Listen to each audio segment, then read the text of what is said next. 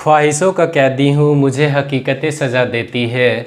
आसान चीज़ों का शौक़ नहीं, मुझे मुश्किलें मजा देती है। नमस्कार, मैं दिनेश गुप्ता आप सभी का बीएससी एकेडमी रांची चैनल पे स्वागत करता हूं। और आज हम पढ़ेंगे आप सभी के साथ सिंपल इंटरेस्ट का सेकंड वीडियो। तो आज हम करेंगे सिंपल इंटरेस्ट के बहुत सारे ऑसम क्वेश्चन और सारे के सारे प्रीवियस क्वेश्चन। तो सिंपल इंटरेस्ट को स्टार्ट करने से पहले, आज की क्लास को स्टार्ट करने से पहले मैं आप लोगों से पहले बता देना चाह रहा हूं कि जो लोग मेरा फर्स्ट पार्ट का वीडियो नहीं देखे हैं, पहले आप इसके बेसिक को अच्छे से समझें। जो मैंने कॉन्सेप्ट उसमें पढ़ाया है उस कॉन्सेप्ट को अच्छे से समझें, उसके बाद इस वीडियो को आप लोग देखें, जिससे चीज़ें आपको अच्छे से क्लियर हो। तो वैसे मैं रिपीट कर दे रहा हूँ कि आखिर वो कॉन्सेप्ट क्या था। मैंने बताया था कि सिंपल इंटरेस्ट में बस एक ही कॉन्सेप्ट है और एक कॉन्सेप्ट से ही हम सिंपल इंटरेस्ट के 60 to 80% क्वेश्चंस कवर कर सकते हैं। तो वो क्या कॉन्सेप्ट था? मैंने बताया था कि एक साल का ब्याज ही हमारा क्या होता है, रेट परसेंट होता है, या रेट परसेंट ही क्या होता है, हमारा एक साल का ब्याज होता है। कैसे कह सकते हैं हम कह सकते हैं कि अगर मैंने मान लिया कि 100 रुपये मैंने किसी से कर्ज लिया, ठीक है, अगर 100 रुपये मैंने कर्ज लिया, अगर जिसने मुझे कर्ज दिया उसने कहा कि मैं तुम्हें 5% रेट पे क्या करता हूँ, ये 100 रुपये कर्ज देता हूँ। इसका मतलब है कि 100 रुपये हमारा प्रिंसिपल अमाउंट होगा और रेट परसेंट उसने बताया कि 5% है।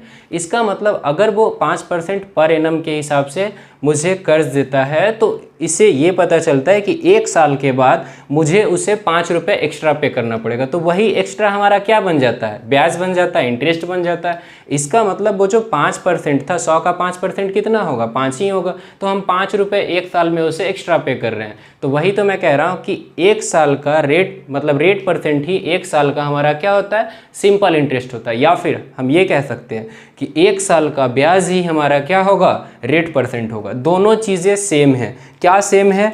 SI of 1 year, SI of 1 year, यही क्या होगा हमारा R% होगा, या R% ही हमारा क्या होगा, एक साल का सिंपल इंटरेस्ट होगा। सिर्फ इसी कॉन्सेप्ट को समझना है अच्छे से, और इसी कॉन्सेप्ट के बेस पे हम आज भी सारा क्वेश्चन करेंगे। तो कैसे लगाते हैं इस कॉन्सेप्ट को, सारे क्वेश्चन में कैसे अप्लाई करते हैं, देखते हैं। आज का पहला क्वेश्चन कहता क्या है, क्वेश्चन देखते हैं। कह रहा है question, a sum of money lend at simple interest at certain rate. कह रहा है कोई पैसा जो है वो उधार दिया गया है सिंपल इंटरेस्ट से, ठीक है, एट अ सर्टेन रेट, किसी रेट पे दिया गया। वो पैसा भी नहीं बता रहा है और रेट भी नहीं बता रहा है, लेकिन कह रहा है फॉर 3 ईयर्स, 3 साल के लिए दिया गया। मतलब कुछ अमाउंट जो है कुछ रेट पे 3 साल के लिए कर्ज पे दिया गया। आगे कहता है क्वेश्चन में, had it been lent at 2.5% per annum higher rate. अगर इसी पैसे को 2.5% क्या करता, 2.5% पर एनम हायर रेट से देता, मतलब पहले जिस रेट से दे रहा था उसमें क्या करे, 2.5% रेट हमारा इंक्रीज कर दे। तो डेफिनेटली है कि अगर रेट को इंक्रीज करेगा तो हमारा क्या होगा, ब्याज बढ़ जाएगा। या अगर टाइम भी इंक्रीज करता तो भी ब्याज बढ़ जाता। क्योंकि SI कैसे आता है, SI मैंने बताया कि SI आता कैसे, पिछले वीडियो में भी अच्छे से डिस्कस कर चुके हैं कि SI होता है क्या, रेट और टाइम का ही मल्टीपल होता है। अगर रेट और टाइम दोनों में से कोई भी चीज़ बढ़ेगा तो हमारा ब्याज क्या होगा, बढ़ जाएगा। लेकिन इसमें सिर्फ ये क्या कह रहा है, अगर 2.5% रेट बढ़ा दे, अगर रेट बढ़ा दे 2.5%, तो कह रहा है it would have faced 540 rupees मोर। मतलब अगर ये 2.5% रेट बढ़ाएगा तो इसे 540 रुपये ब्याज एक्स्ट्रा मिलेगा।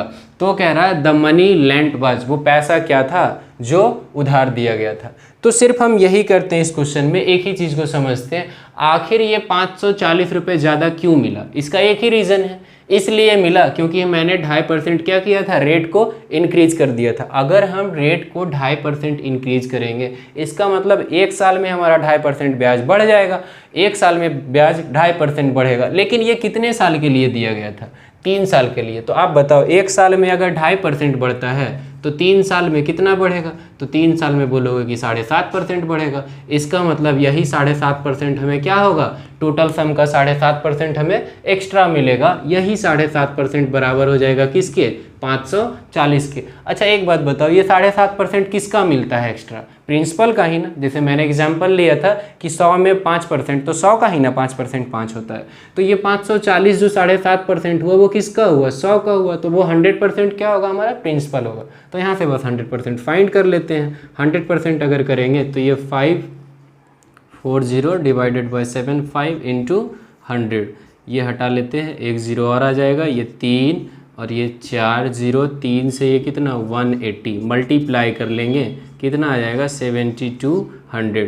इसका मतलब वो पैसा क्या था जो उधार दिया गया था, 7200 रुपये था। तो अच्छे से इस कॉन्सेप्ट को समझें अच्छे तरीके से, ताकि आपको कहीं भी कोई प्रॉब्लम नहीं आए, और मुझे लगता है कि कोई भी प्रॉब्लम नहीं आएगी। तो फिर हम चलते हैं सेकेंड क्वेश्चन की ओर। क्या कहता है हमारा सेकेंड क्वेश्चन, देखते हैं।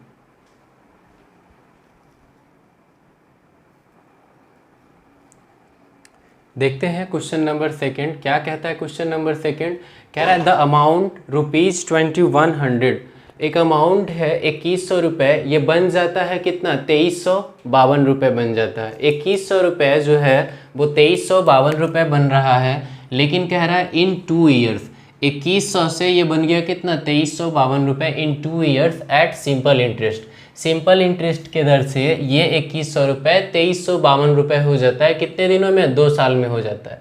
अब कह रहा है क्वेश्चन में if the interest rate is decreased bye 1%, अगर इंटरेस्ट रेट को 1% घटा दिया जाए, तो अगर रेट को 1% घटा दिया जाए तो हमसे बस ये पूछ रहा है then what is the new interest, तो नया ब्याज क्या होगा। आप एक बात बताओ, अभी जस्ट पिछला क्वेश्चन में जो हम कर रहे थे वहाँ पे अगर इंटरेस्ट रेट को इंक्रीज कर दिया था तो क्या हो गया था, हमारा ब्याज ज़्यादा हो गया था। अगर डिक्रीज करेगा तो ब्याज क्या हो जाएगा, कम हो जाएगा। तो पहले हम ये देख लेते हैं कि 2100 से ये 2352 बन गया, मतलब हमें 2 साल में ब्याज कितना मिल रहा है। 2352 में से अगर हम 2100 माइनस कर ले तो कितना आ जाएगा, ये 252, मतलब हमें ब्याज कितना मिल रहा है 252 रुपये मिल रहा है। लेकिन ये 252 कितने दिनों में मिल रहा है, तो कितने दिनों में मिल रहा है, 2 साल में मिल रहा है, ठीक है। लेकिन क्वेश्चन में कह रहा है कि अगर हम रेट परसेंट क्या करें 1% घटा दें, तो सिंपल सी बात है, अगर 1% घटा देगा तो 1% ब्याज भी हमारा क्या होगा, घट जाएगा। मतलब पहले जितना ब्याज मिल रहा था अब तो ब्याज 252 से क्या होगा, कम ही मिलेगा। लेकिन अगर 1% घटा रहा था, 1% कितने दिन के लिए घटा रहा था, 2 साल के लिए, मतलब 2 गुना 1 कितना परसेंट घटेगा, 2% घटेगा। कितना परसेंट घटेगा, 2 × 1, इसका मतलब कितना परसेंट घटेगा, 2%। तो 2% किसका घटेगा, तो 2% प्रिंसिपल का घटेगा। 2% किसका घटेगा, प्रिंसिपल का। तो 2100 का 2% कितना होगा, 42 रुपये। इसका मतलब अगर 1% हम क्या करते, रेट घटा देते हैं तो 1 × 2 मतलब 2% हमें क्या होता, ब्याज कम मिलता। तो 252 में से 42 रुपये अगर कम मिलेगा मतलब हमें कितना का ब्याज मिलता, 210 रुपये का ब्याज मिलता। और यही 210 रुपये हमारा क्या है, आंसर है, ठीक है। तो फिर हम चलते हैं नेक्स्ट क्वेश्चन की ओर कि हमारा नेक्स्ट क्वेश्चन क्या है, इसी से रिलेटेड है, थोड़ा बहुत चेंजेस आएंगे क्वेश्चन में। क्या है क्वेश्चन, देखते हैं next question.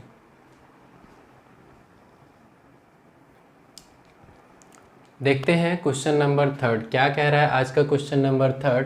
If the difference between the SI on a certain sum of money, हमें गिवन है, कह रहा है क्वेश्चन में कि if the difference between, difference दिया हुआ है, किसका डिफरेंस है, SI on a certain sum, कि कोई सम है उसका SI, ठीक है, of money for 4 years at 1/2%, मतलब किसी सम पे जो SI आएगा, ठीक है, उसका 4 साल के लिए 2.5% से। और फिर कह रहा है सेम सम, मतलब जो पैसा पहले था वो पैसा वही है।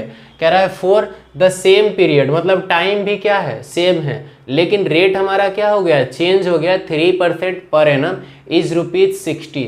इसका मतलब किसी सम पे 4 साल के लिए 2.5% का ब्याज, फिर उसी सम पे 4 साल के लिए ही 3% का ब्याज, और इन दोनों में डिफरेंस दिया हुआ है अंतर कितने का, 60 का। मतलब पहले कंडीशन में जो ब्याज मिलेगा, ठीक है, फिर दूसरे कंडीशन में जो ब्याज मिलेगा, दोनों का डिफरेंस कितना है, 60 है। हमें फाइंड करना है, फाइंड द सम, कि वो सम क्या है। तो सिर्फ हम इतना देखते हैं कि अगर 4 साल में 2.5% के रेट से ब्याज मिले, फिर 4 साल में 3% रेट के पर एनम से ब्याज मिले, दोनों कंडीशन में सम तो सेम है, मतलब जो पैसा उधार दिया गया था वो तो सेम है। कह रहा है पहले जो पैसा था बाद में भी सेम सम, मतलब जो प्रिंसिपल है हमारा दोनों कंडीशन में सेम है।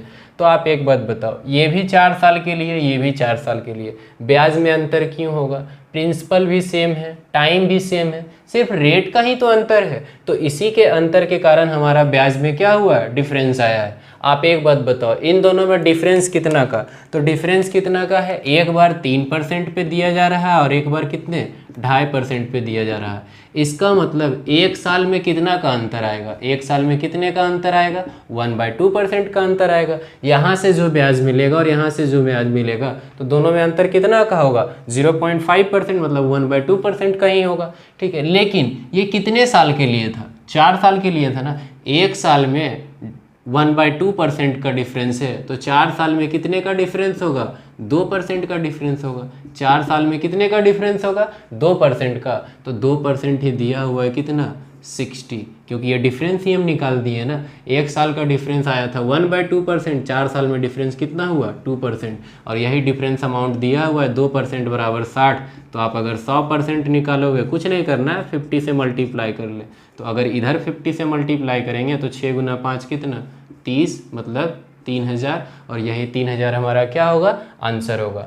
ठीक है, तो बहुत ही इजी वे में इस तरीके से हम क्वेश्चन को बना लेंगे। अच्छे तरीके से आप कॉन्सेप्ट को समझने की कोशिश करें। ज़रूरी नहीं है कि हर बार हम SI इज इक्वल टू वो फार्मूला लगाएं P/R/T डिवाइडेड बाय 100, तब वहाँ से जाके कैलकुलेट करें फिर आंसर फाइंड करें, ऐसा कुछ नहीं है। कॉन्सेप्ट को अच्छे तरीके से समझे और मेरे उस अंदाज को, जिस अंदाज में हम क्वेश्चन को समझाते हैं, तो अगर वो अंदाज और कॉन्सेप्ट को आप समझ गए तो जीत हमेशा आपकी होगी क्वेश्चन पे।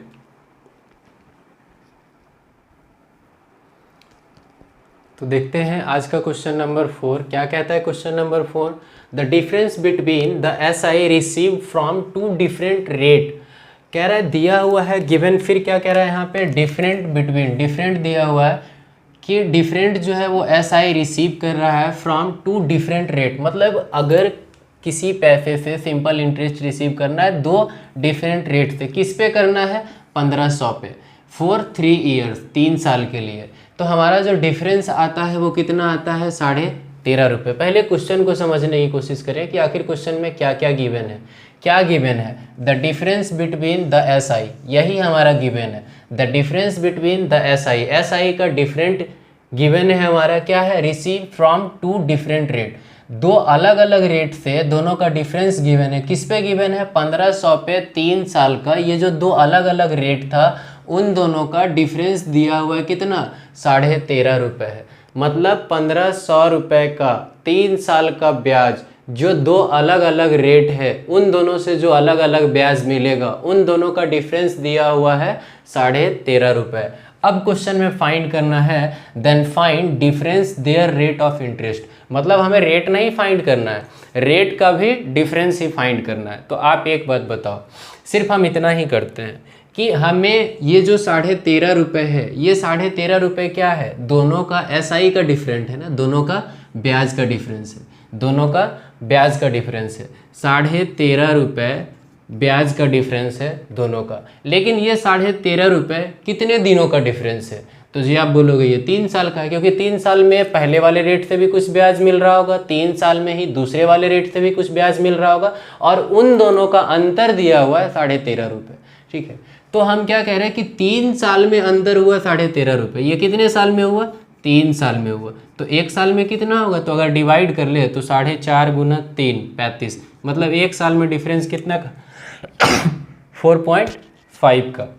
1 साल में डिफरेंस कितना का, 4.5 का। मैंने क्या बताया था कि 1 साल का ब्याज ही हमारा रेट % होता है, लेकिन ये 1 साल का अगर हम इसे रेट में कन्वर्ट करें तो क्या ये 1 साल का ब्याज है 13.5, नहीं, ये जो 13.5 था ये 3 साल का ब्याज था, नहीं, ये 3 साल के ब्याजों का डिफरेंस था। मतलब दोनों के रेट से जो 3 साल का ब्याज मिला उसका डिफरेंस, तो हम 1 साल का निकालते हैं तो 4.5, तो ये 1 साल का ब्याज नहीं, ये है 1 साल से जो दोनों का ब्याज आएगा उन दोनों का डिफरेंस। अगर हम इसे ही परसेंटेज में कन्वर्ट कर दें तो क्या होगा, दोनों के रेट का परसेंटेज आ जाएगा, कि दोनों के रेट का जो परसेंटेज का डिफरेंस है वो आ जाएगा। तो अगर 4.5 को हम कन्वर्ट करें तो 4.5 जो है वो किसका, 1500 पे ही ना, डिवाइडेड बाय 1500 और गुना ये क्या हो जाएगा, 100। इसका मतलब अगर हम ये कैंसिल कर लें तो 15 से कितना, 3 बार में 0.3% और यही 0.3% हमारा क्या होगा, आंसर होगा कि दोनों में रेट परसेंट का डिफरेंस कितने का था, 0.3% का। अच्छे से समझें कि 3 साल में दोनों ब्याज का अंतर 13.5 रुपये है, तो 1 साल में ब्याज का अंतर कितना होगा, 4.5 रुपये।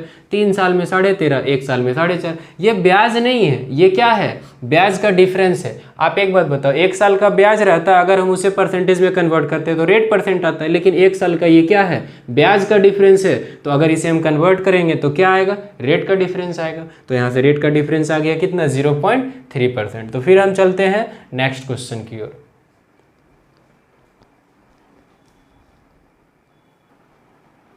आज का क्वेश्चन नंबर 5।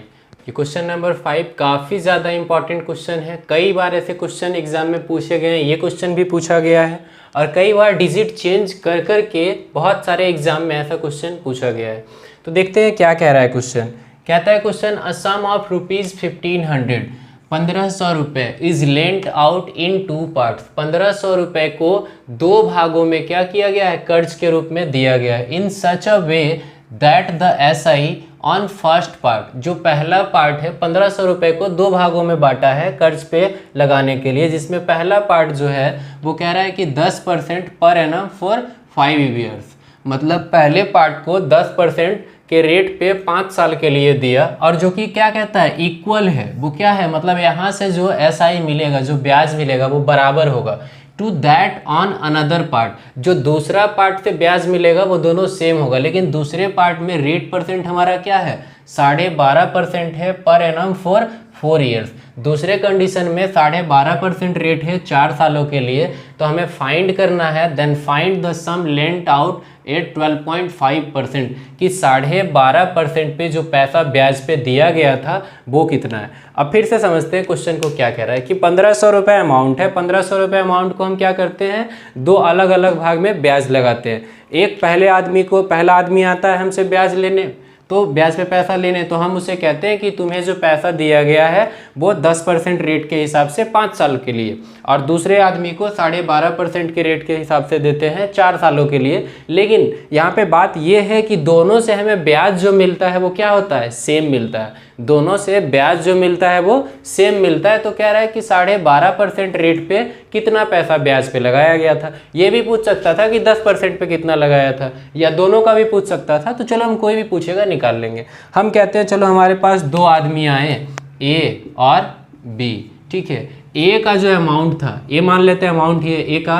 अमाउंट जो है, इस अमाउंट पे इसको जितना पैसा मिला, इसे कितना परसेंट ब्याज देना था, 10% ब्याज देना था। कितने साल के लिए, 5 साल के लिए। मतलब जो पैसा था उसका 50% होता, 10 गुना 5 कितना परसेंट, 50% होता। फिर कह रहा है क्वेश्चन में कि दूसरे कंडीशन में क्या है कि यहाँ पे इसे कितना देना पड़ रहा है, 12.5%। 20 को जो है वो 12.5% रेट पे दिया, लेकिन कितने साल के लिए, 4 सालों के लिए दिया, ठीक है। इसका मतलब इसका 50% और ये भी कितना हो जाएगा, ये भी तो 50% ही है। तो इसका मतलब ये दोनों ब्याज क्या है, सेम है, तो हम सेम कर देते हैं। लेकिन हम देख रहे हैं कि ए का भी 50% हो गया और बी का भी क्या हो गया, 50% हो गया। तो ये तो कैंसिल हो गया, मतलब ए और बी दोनों का क्या हो गया, रेशियो अगर हम बात करें तो क्या हो जाएगा, 1 और 1। मतलब टोटल अगर 1500 था तो 750 रुपये इसे भी दिया गया ब्याज पे, और 750 रुपये इसे भी दिया गया। कंपेयर कर देते कि 2 का वैल्यू कितना, 1500, तो 1 का वैल्यू कितना आ जाता,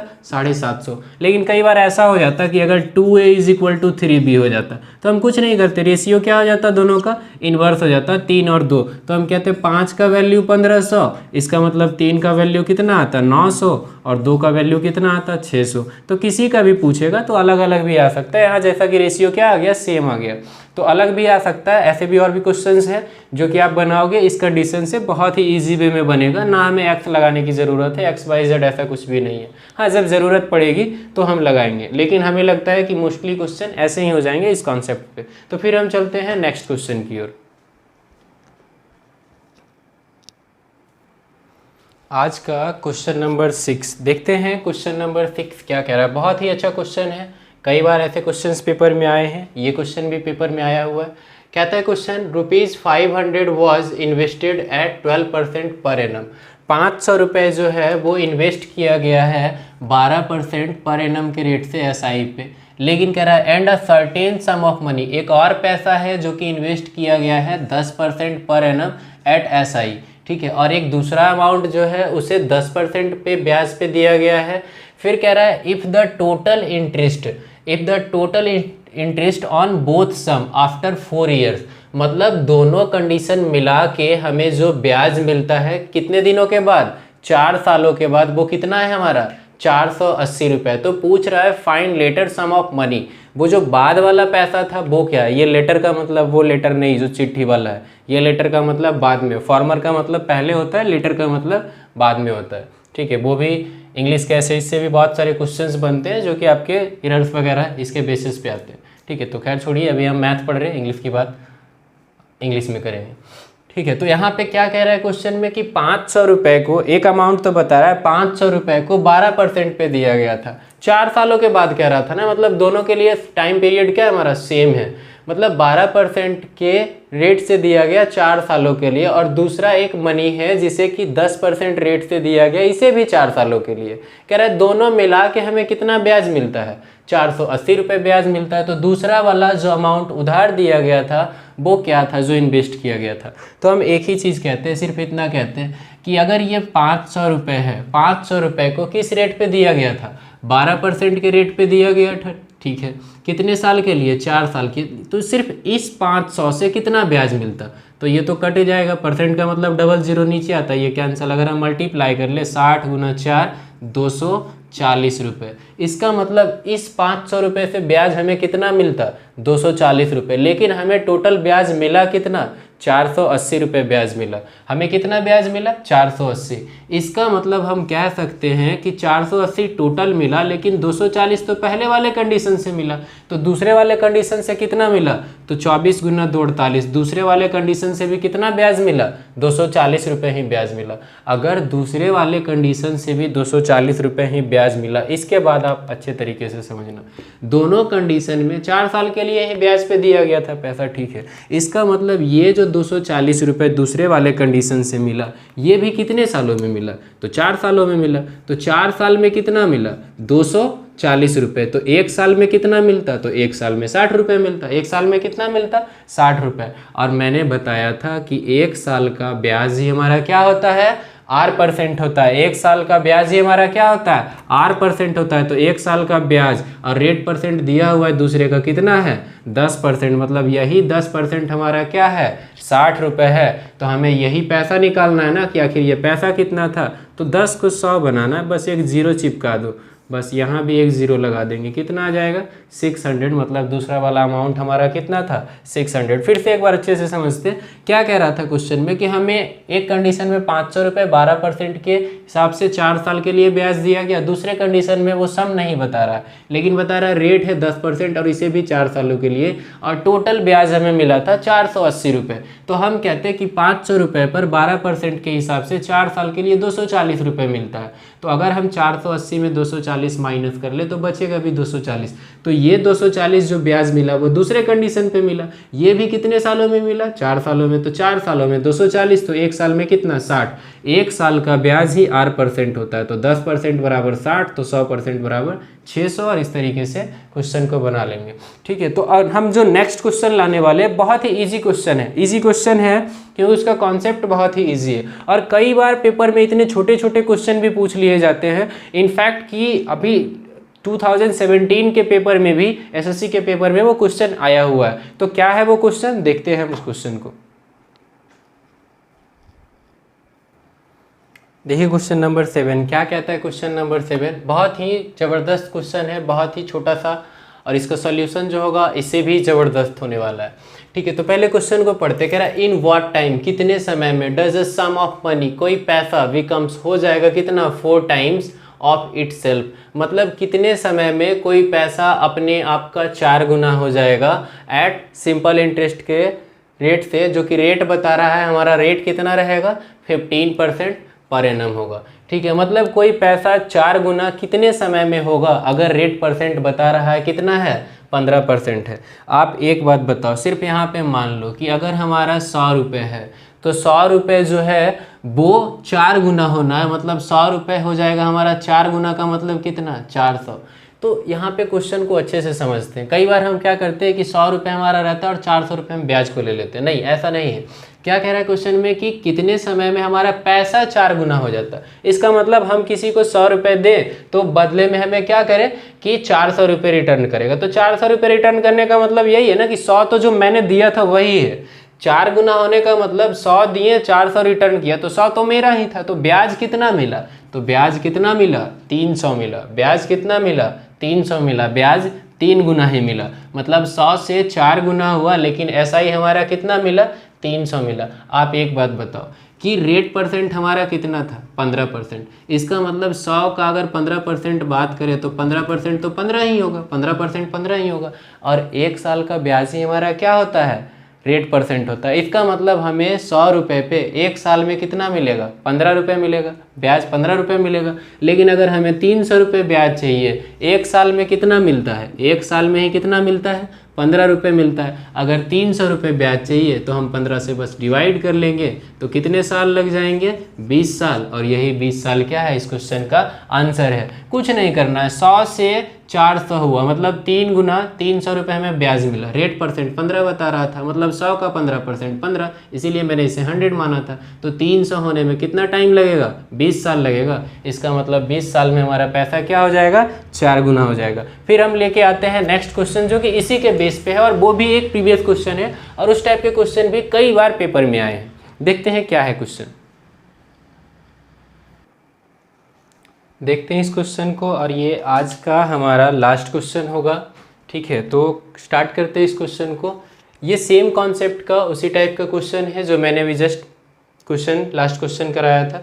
तो किस तरीके से ऐसे क्वेश्चन में अप्रोच लगाएंगे, अच्छे तरीके से समझेंगे। और मैंने पिछले क्वेश्चन में भी आप देखा कि मैंने 100 माना, कितना ईजिली क्वेश्चन बन गया। कई बार ऐसा होता है कि कुछ लोग आइडिया दे देते हैं क्वेश्चन पे, पर्सनली वीडियो बनाने के बाद भी कुछ लोगों का मैसेज आ जाता है, सर इसको ऐसे भी तो कर सकते थे। अरे आपको लगता है कि आप बेटर कर सकते हो तो कोई नहीं, आप करो ना।